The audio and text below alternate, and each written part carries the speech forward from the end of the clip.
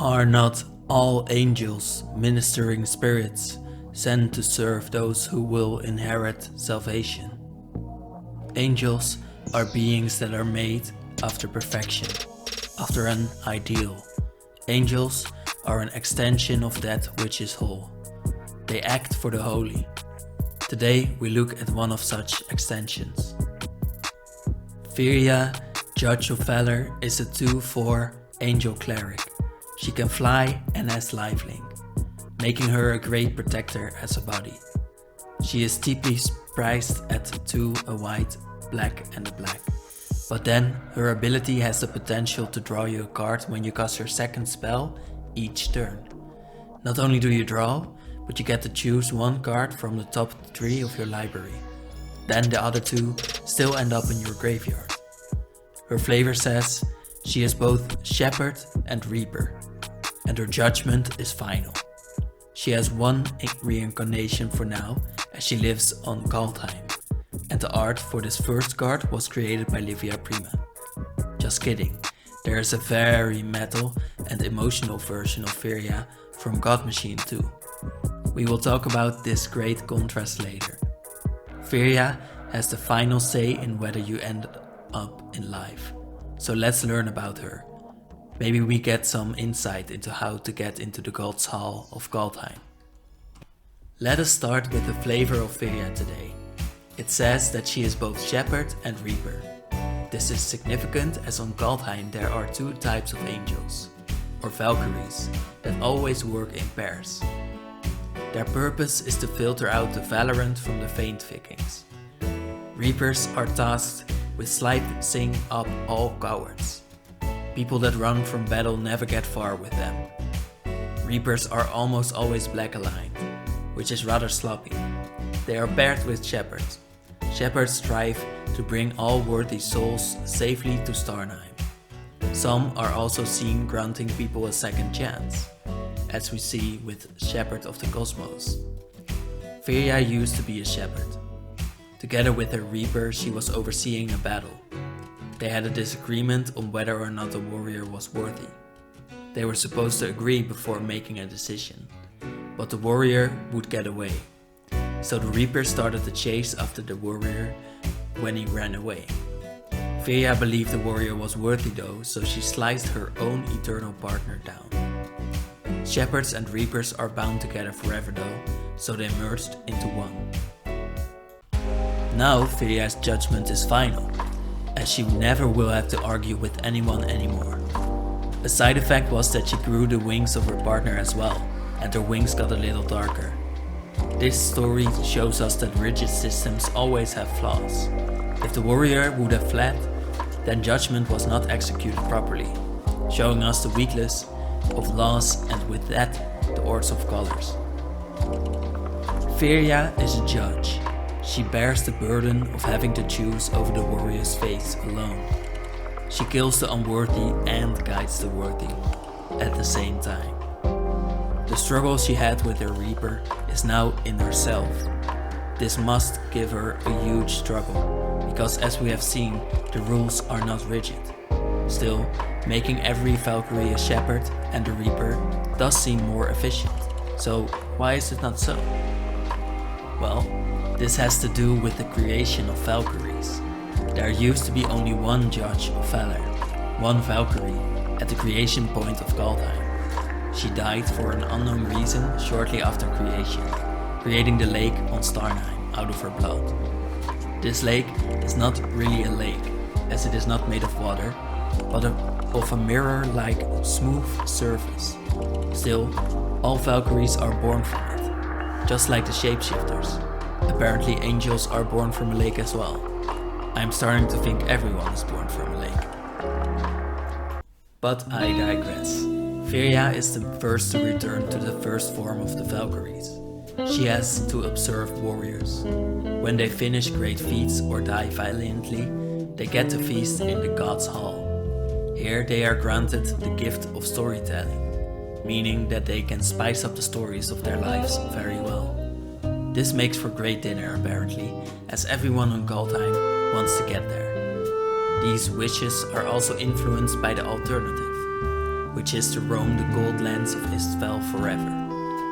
Here, you never get a second chance, and here you can look up at the only light of Kaldheim, which is that of the God's Hall, and know that you will never get there as an eternal reminder that you have failed. Yeah, you are better off sucking it up to Firja then. Firja's colors are, of course, a reference to the stark contrast of reapers and shepherds, but I argue that they are also the colors of judgment. These colors are all about judging you and observing you and keeping track of what you own them. Silver Quill shows us that this pair is also about the choice between harsh words and inspiring speeches. Still, there's always an inner conflict in these colors. There's always a choice. There's always a downfall or doubt, and there's always the final judgment. The choice that these colors hold on to. We can see this struggle so well in Firja's story. When we look at Firja's Retribution, we get to see what happens after the merging of her duality. We see that she gets created, which is of course the moment where she has just slain her counterpart. Note that her creature card has 2 black mana in its cost, because she was naughty. Now her enchantment shows 2 white mana for her Retribution. Still, she goes on in Chapter 2 with enabling all angels to kill weaker creatures than them, showing that they can kill the unworthy. The art shows us angels swooping down and standing guard. Then Chapter 3 shows us a woman getting dragged down into the underworld. Firja grants all angel double strike all the while. I feel like this stands for her choice, where she says, "I will fight for our system of judgment. I don't care how far I fall." A very small and really cool point of design is that Firja is a 2/4, having only half the power of normal 4/4 angels. Only when she finds Retribution, which is an oh so awesome word, she gets back to her usual power, inspiring other angels that their system is right as well. Still, I believe that Firja always keeps some doubt in her heart, but now she keeps it away from the other Valkyries. Firja does feature in the story direction, purpose, honor, glory. Here we learn a lot about Istval. We also learn that Firja can easily beat Egon, god of death. She also shows a little bit of a caring side for others who are judges and guardians of the system. The story reads, "You are a guardian," Firja said. "In your soul, you are steady in your task. Whether your duty looks like this or is simple in its execution, you will shape to it." Firja beckoned Ranar over to the edge of the tower, where they could look over the whole of Istval. She pointed toward the far horizon, where Ranar knew the realm to end, bordered in by the river. "Consider the river," Firja said. "Though the water that gives it its body may change, is it not always a river? See how stuck in her ways she is? But it is necessary in order to keep Kaldheim like this, and actually keep the world in its own balance." Firja, Judge of Valor, is a nice defensive body that can swing a little too, but her mechanics mostly focus on granting you advantage. Not just in any way, no, you get to look at the next 3 cards and get to deem one of them worthy. The others get dragged into your graveyard. You get to choose who gets a chance for glory. For every 1 card that obtains eternal glory, 2 cards have to roam Istval forever. Firja is not easy to convince. I was not so sure about the second spell part yet, but I feel like it has to do with duality again. Every time a card seems to say anything about the second spell, there's something in twos in that card. Unlikely Alliance is about a dwarf and a fairy working together. Godspell Cleric is about a Beskir and Tuscari working together, and Firja has her own duality, of course. As for the art, the first artist for Firja is Livia Prima. She often creates feminine characters. These characters often have made a life-altering choice. In some way, they seem pure, yet defiled. The same is true for Firja here. we can still see the purity of an angel, but her crooked arms and black-tipped wings, together with all the dead people beneath her, tell us that there is more. Let's look at someone that seems way too close in identity. Elspeth is a very pure and still interesting character on her own. Here we see her climbing the stairs of the underworld with the shadow side of Heliod's spear. It is drenching with defilement, literally, yet Elspeth's clothes are still clean and pure. The white marble that she stands on, together with the wispy depth coming from the spear and the ball behind her, Elspeth brings us our contrast. Now, here is another art that is just so deep when you really look at it.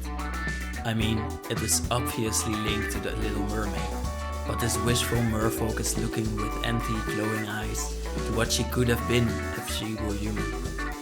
She totally forgets her own beauty when she looks at her heart's desire, and what stares back is alluring, but still empty when you dare to forget. We all feel this with mirrors sometimes, and it is actually a great story, but it is similar to what Firja must feel too. She must sometimes wish for her partner back, to be able to just focus on shepherding the worthy. Yet she stands alone in this warped body and can only strive for retribution. She will never get there, as we have seen in the art of Firja's Retribution. Now, another art piece from God Machine is the depiction of Firja's true emotion. This is what the composed angel must feel inside.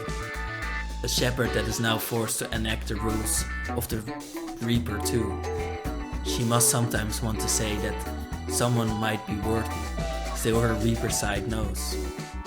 Now she is sitting on her stack of deeds and the deeds of her gone partner, having to live with every decision that she has ever made. The drawback of being so strong that you can make your own choices is that you have to live with them. God Machine's best art is not safe to be shown here, so I implore you to look at their website. Now, from the reveal of Firja's true feelings to the reason why she is special. Firja is a Valkyrie, which is an angel. Angels used to be the hallmark of White's identity, being pure, just, and inspiring in their goodness.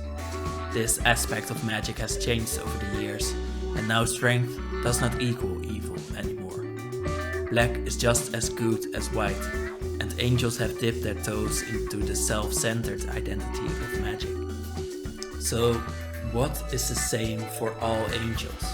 The answer is, they are a sign of perfection. On Amonkhet, the deformed angels are the agents of Nicobolas, who bind the centers that strive too far from their god's perfection. On Innistrad, they are a sense of temporary safety, or they used to be, in their non-corrupted forms. On Kaldheim, they are creations that always turn out perfect.